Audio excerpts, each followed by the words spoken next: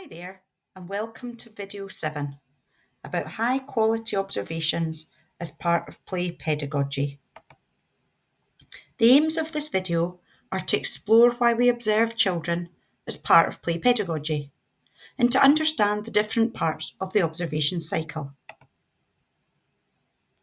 So, observations enable us to gain lots of information about our learners.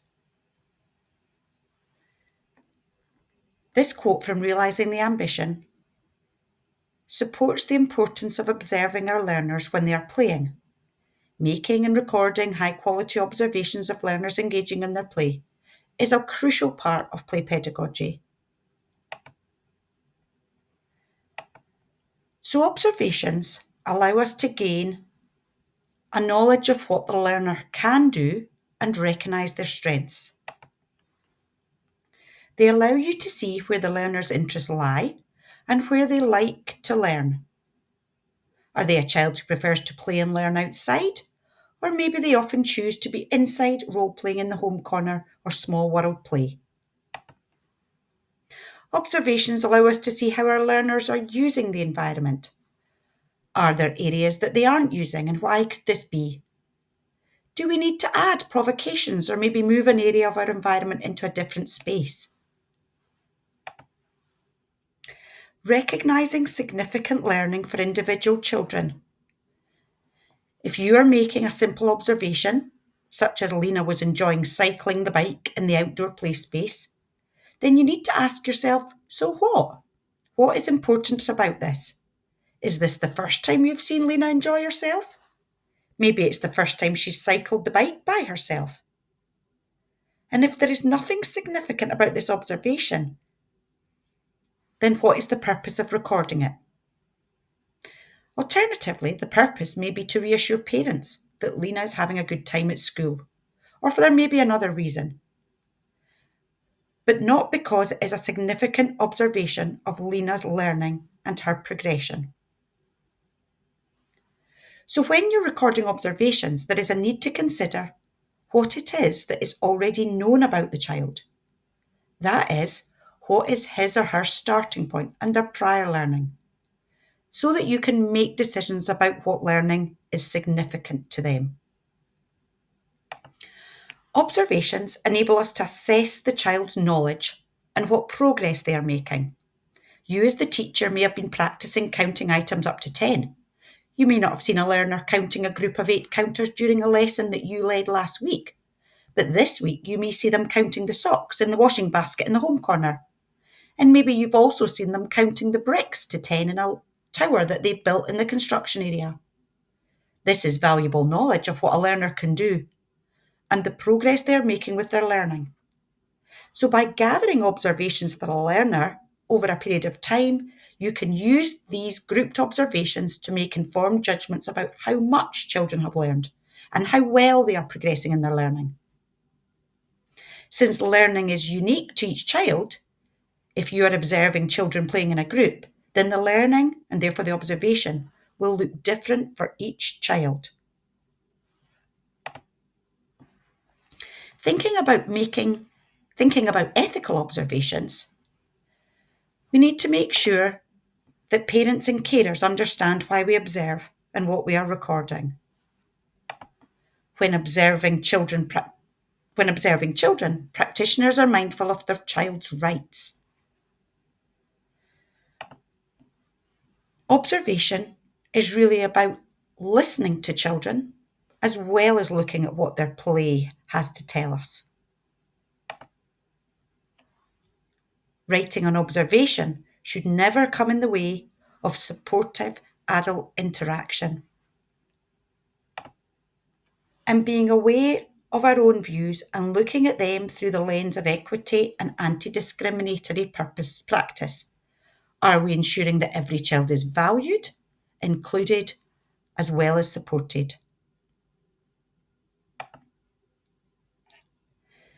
Being effective at observing is all about noticing.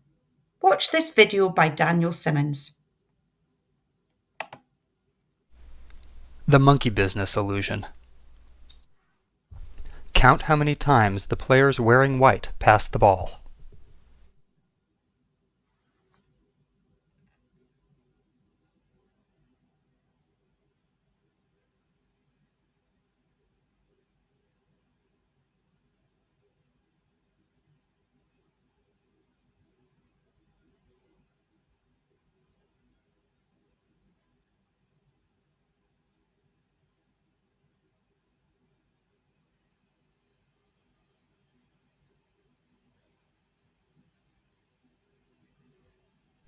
The correct answer is 16 passes. Did you spot the gorilla? For people who haven't seen or heard about a video like this before, about half missed the gorilla. If you knew about the gorilla, you probably saw it. But did you notice the curtain changing color or the player on the black team leaving the game? Let's rewind and watch it again.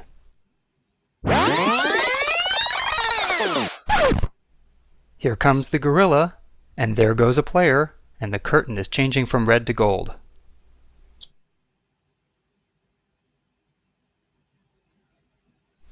When you're looking for a gorilla, you often miss other unexpected events. And that's the monkey business illusion.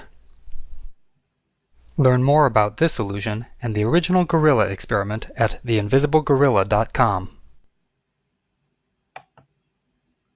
So just as you saw in the video, noticing is really important. As a teacher, you observe all the time. You use observations to make accurate judgments about where to go next and how to further support children's learning. You carry out informal observations constantly. You notice what your learners say and do, and all the little subtleties around that. This is an essential part of you as the teacher facilitating and supporting children's learning. Observing in this way and responding to the needs of the learners is part of your responsive planning. You are making decisions in the moment about where to take those learners next in their learning. This observation cycle guides us through the process of using observations, or things we notice, to move learning forward for the learners in our class. So if we start at the top, you can see we first of all need to think about what it is we have seen or noticed. We need to describe the significant learning that we see. We can then take that observation and moving round on the screen, you can see that we have to analyse it.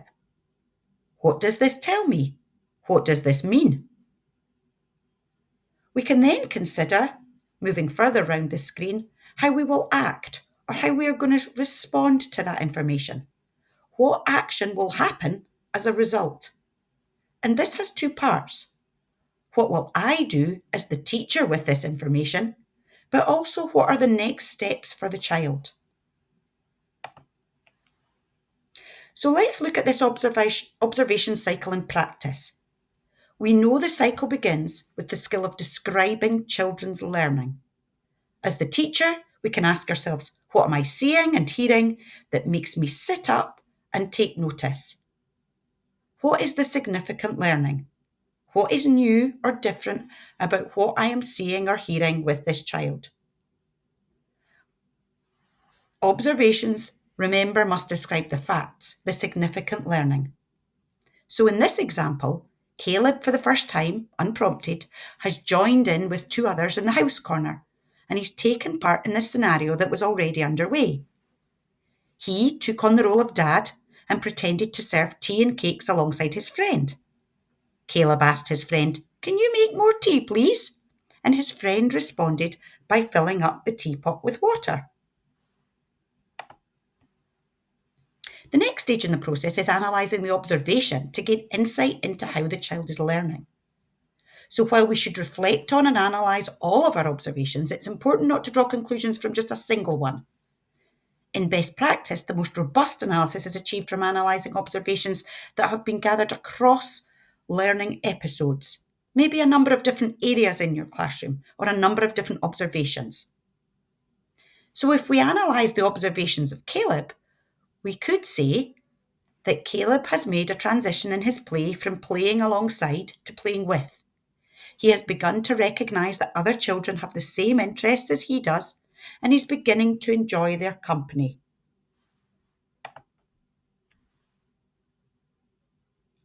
We know that effective observation practice should always result in action being taken. And as we said earlier, there's two types of action.